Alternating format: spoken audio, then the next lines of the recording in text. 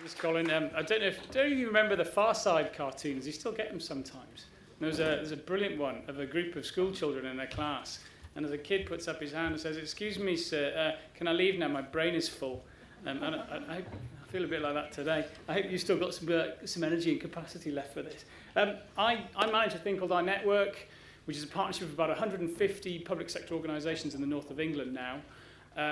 We do a lot of work between central government and local public services, and I'm going to talk a bit about some of the work we've done helping organisations take Lean on board through our business improvement techniques work and that adult Lean learning programme. I was really heartened by the comments actually from colleagues just a minute ago about the opportunities for cross-organisational working, because part of me over lunch thought I might just ditch all of this and talk about the massive challenges we have around dementia, troubled families, these sort of areas. And how does Lean and systems thinking play into that context? And picking up on some of Francis Maud's stuff this morning about him arguing with PermSecs and other ministers about the relevance. Just look at welfare reform. Are we going to apply Lean principles effectively in that context, given the timescales and challenges? We'll see. I think there's some really big challenges ahead. And that's where we need to be thinking to try and save the kind of money we need to be saving and delivering better for less. The context for this is within Greater Manchester, and we're based in Tameside Council and iNetwork. Greater Manchester alone within the North West has got to take £1 billion out of council service costs, which is huge. So that's the kind of magnitude of the challenge. So that gives me 30 minutes to do the rest of my slides. So I'm going to talk about this stuff. That was quick. So where are we? Here and now. We have put about 2,000 people through what we call business improvement techniques training in the Northwest, across Northwest England, working with college partners. That's identified some significant efficiencies, and I mention the efficiencies because that is what everyone's looking at the moment, but there's a big qualitative aspect to that as well. And it's formed the basis for a lot of continuous improvement in many organisations. The reason that one of the reasons that's very relevant is that obviously that sits alongside what organisations are doing anyway in terms of their own commissioned work. But we don't have a mandate for this. This is about us going in and persuading people this is a good idea. We don't have a mandate as iNetwork to go into organisations and say, you must do this. It's about working with passionate people, and I'm going to come back to the theme of passionate people because we need a bit more passion around some of this stuff as we go forward. So let's have a look. Organisations engaged. This was last year's. This was the cohorts last year that went through this. Quite a few. I can't remember how many cohorts there were in total, but you can see the big segments on the right. So the top three organisations had 6 cohorts each, which is about 60 people, about 10 people a cohort. Rochdale had 5 cohorts, but they've actually done, I think, at least 13 now. I can't remember. Is anyone here from Rochdale? They might know. And there's an important point here, which is some organisations really go for this and embrace it and take it on board, and it accelerates away and becomes self-sustaining. Other organisations, well, some of the ones are people who've done a lot and actually organisations that are self-sustaining and therefore not going through us anymore. But some are just starting this journey. And I want to come back to that point because there's some interesting relevance there. This fits really well with the presentation this morning as well, where we talked about pillars and platforms. So a lot of resonance there, which I think is a fantastic model I want to spend some time looking at, because some of the organisations that are putting large cohorts and large numbers of cohorts and self-sustaining in this context are very much moving from pillars to platforms, and it becoming embedded as a cultural capability. And a colleague just talked about tipping points before. Some of the organisations that have really gone for this have looked at, well, how many people do we need to develop the skills with for it to become a cultural imperative? And that is critical if you want to move to change the whole nature of the organisation and get people on board. It was really interesting from an NHS in Bolton perspective. You looked at that. I mean, you've got 75% of people through that.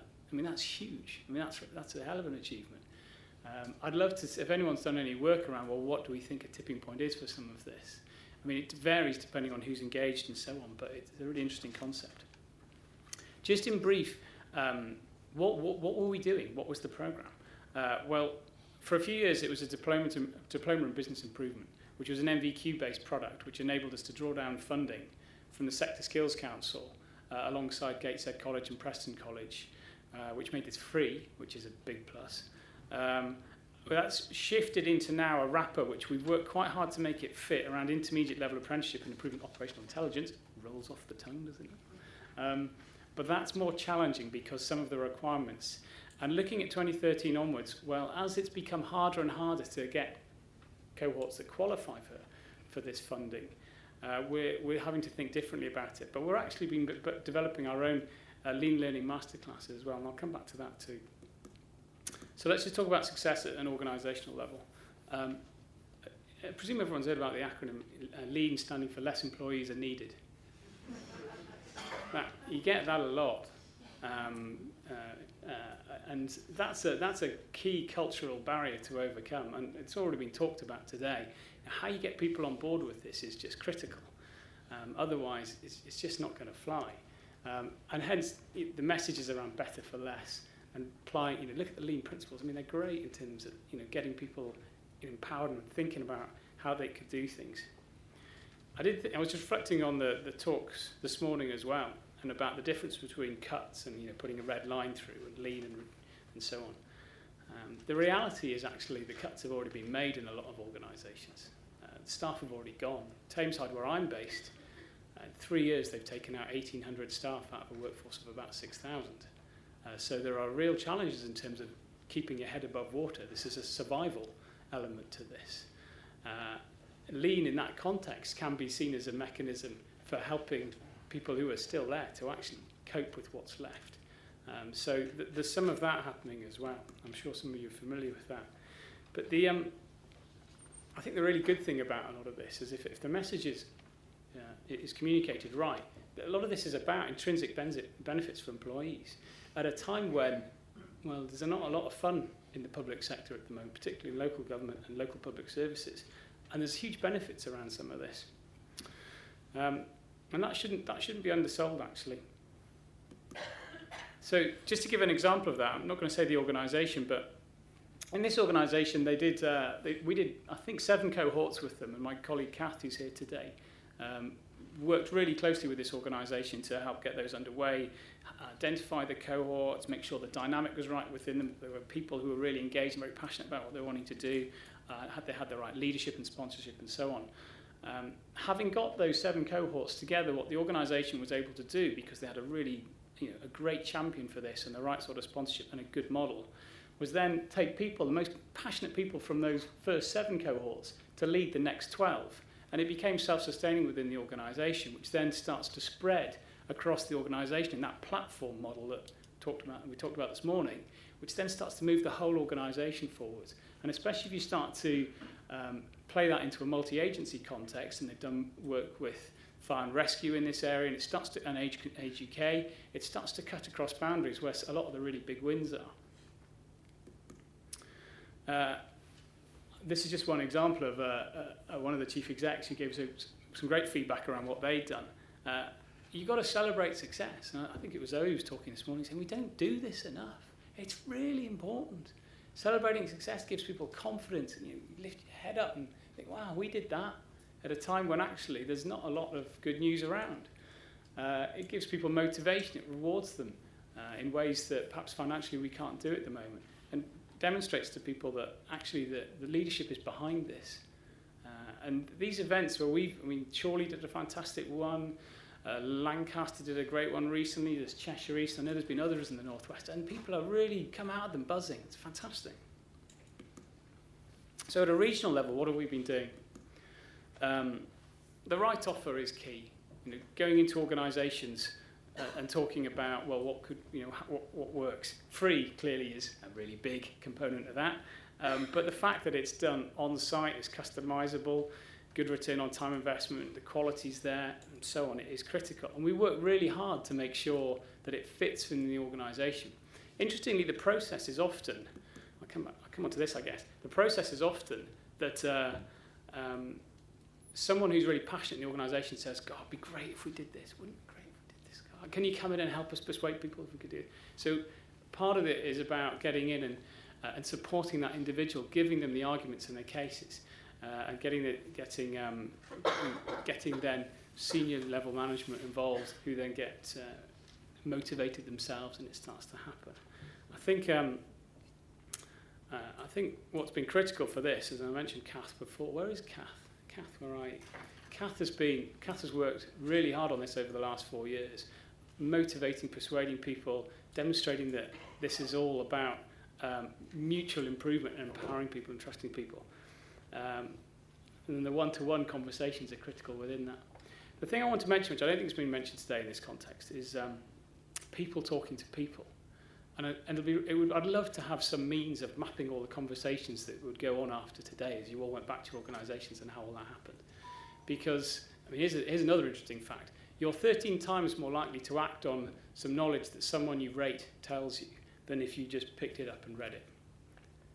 Which is a massive indicator of how much our peer influences determine our activities.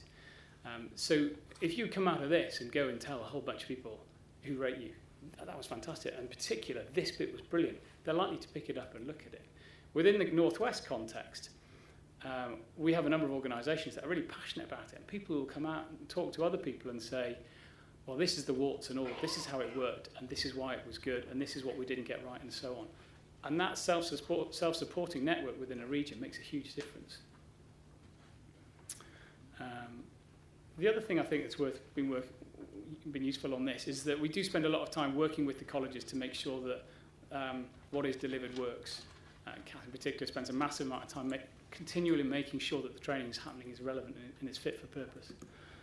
So just to wrap up in my last couple of minutes, where next? So we've got several organisations self-sustaining, we've got ongoing cohorts. Funding looks like it's going to end next year as things stand, but it may change. But it's certainly getting tighter and tighter and tighter.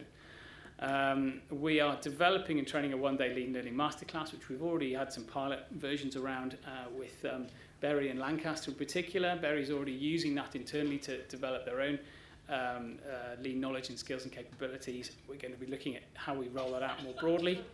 And we do have some organisations, except this turning like I've said, and we have a really strong network across the Northwest, well, across the North increasingly. Our service redesign and reform network, where people regularly come together and share how they're doing stuff. And that forms a real platform for a lot of this activity. So I was talking to Kath the other day, if you're stuck, you've got a moment of, oh, God, what am I going to do? Start with what makes you go, oh, is a good, you're sat at work. It's always a good place to start. Think about the principles and make change happen. And the simple message behind this is actually don't wait for approval with a lot of this stuff. The techniques are well proven. There's a real level of maturity around this stuff. It's incumbent on everyone in their organisations just to get on with a lot of this stuff. I don't think people need to wait for senior management to go ahead or likewise. And I love this quote from Jack Welch, who General Electric have a slightly dubious history in terms of some of their environmental policies and so on, but some of the stuff he did in terms of empowering people is critical and was right at the heart of their success. And I think that is really, I think if there was anything a key message was about this, it's about creating safe spaces for people to innovate, trusting them, empowering them, saying, we recruit good people. If we recruit good people, let's give them the space to do a good job and give them the space to innovate. And Lean is a fantastic way of giving those people the tools which then they can take forward and do that. So I'll finish there. Thanks very much.